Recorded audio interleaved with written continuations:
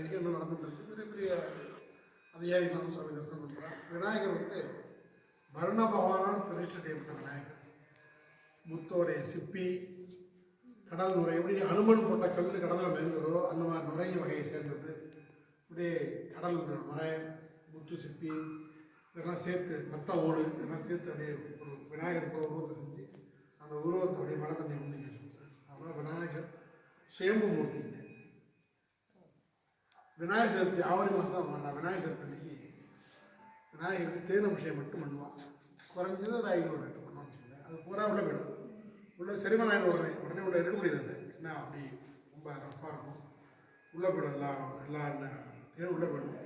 அன்றைக்கி ராத்திரி இங்கே விநாயகர் ராத்திரி எப்படி சிவராத்திரி கொண்டாடுறோம், விநாயகர் ராத்திரி சாயங்காலம் 6 மணிக்கு, நார்மல் காலத்தில் 6 மணி வரைக்கும் லட்சக்கணக்கான மக்கள் வருவாங்க. நிறையா பாதுகாப்பெல்லாம் போட்டால் எல்லோரும் தரிசனம் பண்ணுறதுக்கு எல்லாம் பண்ணி வச்சுருக்கோம். வசதிகள்லாம் எல்லாம் நிறைய பேர் தரிசனம் பண்ணுறோம். அந்த நேரத்தில் சுவாமியை தரிசனம் பண்ணால் என்னென்னலாம் பிரார்த்தனை அந்த கதை ஐதீகம். அம்மாள் பேர் இட்டு ரசவானின்னு பேர். பேச்சு திக்கி வர்றது, பேச்சு வராதவா, அந்நிய பாஷை கற்றுக்கிறவா, புதிய மொழிகள்லாம் கற்றுக்கிறவான்னா அம்பாளுக்கு அவருடைய யாருக்கு செய்யணுமோ அவருடைய ஜென்ம நட்சத்திரத்தில் அம்பாளுக்கு அபிஷேகம் பண்ணும்போது தேரை மட்டும் டப்பாவில் பிடிச்சி பாதுகாப்பு பண்ணி வச்சுட்டு அது டெய்லி வந்து வச்சுருந்தாங்கனாக்கா அவருக்கு அந்த சொற்களில் உள்ள ஒரு அழுத்தமான ஒரு சொற்கள்லாம் வரும். சுப வார்த்தைகள் நிறையா வரும்.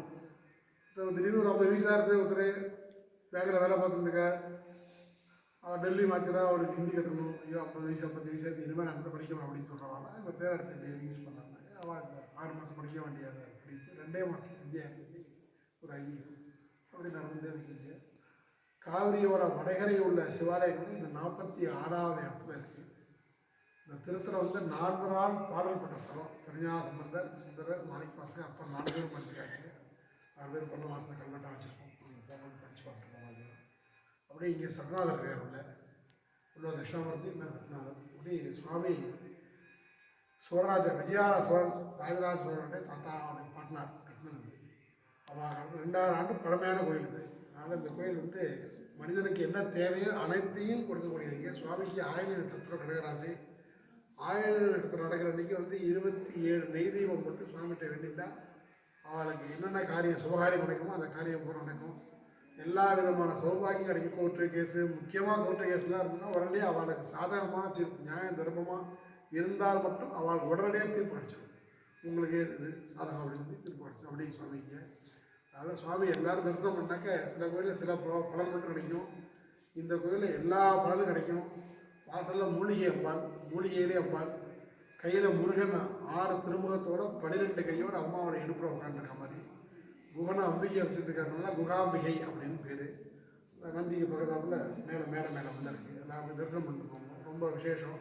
யாருக்காவது திருமணம் ஆகலை அப்படின்னா இந்த அம்பாட்ட பிரார்த்தனை பண்ணிட்டு போனீங்கன்னா உடனே திருமணம் ஆகிடும். திருமணம் ஆனதுக்கு அடையாளம் குழந்தை இருக்கணும். குழந்தை வைக்க உடனே கிடச்சிடும்.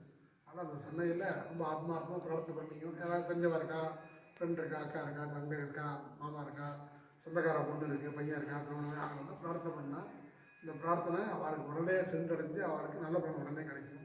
அப்படி ஒரு அதிகமான கோயில் இது. குருக்கு பரிகாரம் பண்ணுறது நிறையா ஜோசியர்லாம் இங்கே தான் எழுதி விடுவா. பழைய ஜோசியர் நிறையா விஷயம் தெரிஞ்சவர்கள்லாம் இங்கே குரு பரிகாரம் ராஜகுரு இங்கே சுவாமிக்கு வந்து கோமம் எல்லாம் பண்ண அபிஷேகம்லாம் பண்ணால் அவளுக்கு ரொம்ப சிறப்பான பலன்லாம் கிடைக்கும். குரு கெடுபுறம் தரக்கூடிய ஸ்தலங்களில் இருந்தால், 10ல் இருந்தால் பதவி உடைய ஜென்மத்தில் இருந்தால் கணவன் மனைவியில் ஒத்துமான சனி விவாகரத்தாகிடும். அப்படி நிறையா தோஷம், ஸ்தான தோஷம். அந்த ஸ்தான தோஷங்கள் பூராமே இங்கே குரு பரிகாரம் பண்ணி அபிஷேகம் பண்ணால் உடனடியாக தரும். நீங்கள் வந்து தொடர்ந்து 10 வாரம் வரணும். ஒரே தடவை பண்ணால் போகும். ஆயுள் முச்சும் இருக்கணும். அதனால் வாசலே தனியாக போய் வச்சுருக்காங்க சுவாமிங்க. அதனால் இந்த திருத்தலம் வந்து மூர்த்தியிலையும் சரி, தலத்துலேயும் சரி, சக்தியிலையும் சரி, எல்லாத்துலேயுமே மக்களுக்கு என்ன தேவையோ அதெல்லாம் நிறையா கொடுத்துட்டே இருக்கணும். சுவாமிக்கு பார்த்திங்கன்னா சுவாமி மலைக்கு டெய்லி 1000 கார் 1000 பஸ். ஆனால் இங்கே ஒரு 4 கார் 4 பஸ். சுவாமி யாரை பார்க்கணும்னு விருப்பப்படுறாரோ அவரை மட்டும்தான் கூப்பிட்டுருக்காரு. உங்களெல்லாம் வந்து பார்க்கணும்னு ஆசைப்பட்டேன். உங்களை கூப்பிட்டாரு. அவர் சுவாமி யாரெல்லாம் அவரை தரிசனம் பண்ணணும்னு விருப்பப்படுறா அவரை மட்டும் எல்லாருமே வரணும். எல்லாரும் பேரும் சொன்னா போட்டு சாமி உயிர் வரணும்னு பார்க்குறேன். பிரஜரா பச்சு சார் இந்த மாதிரி 12 கூட்டிட்டு முக்கியம் இருந்தது. அது மாதிரி இல்லைக்கு வந்துட்டீங்கன்னா கரெக்டாக 12 12 கூட்டிட்டு போவோம். ஒரு 2 பேர் இருந்தால் ரொம்ப தான் காரம் இருந்தது. சரி நிறைய பேர் வராங்க. நீங்கள் போட்டு அடுத்த நாள் தான் அதுக்கு ரசம் பண்ணியிருக்கணும். அவள் டைம் இருந்ததுன்னா அவள் வந்துடுவாங்க. அந்த சமயத்தில் பிரார்த்தனை பண்ணிக்கணும். உங்களுடைய பிரார்த்தனைனா முழுமையாக நிறைவேறும். இந்த ஸ்தலத்தில் ரொம்ப பழமையான சிவஸ்தலம் இது. இந்த ஸ்தலத்தில் நமக்கு என்ன தேவையோ அனைத்தும் கிடைக்கும். சரி.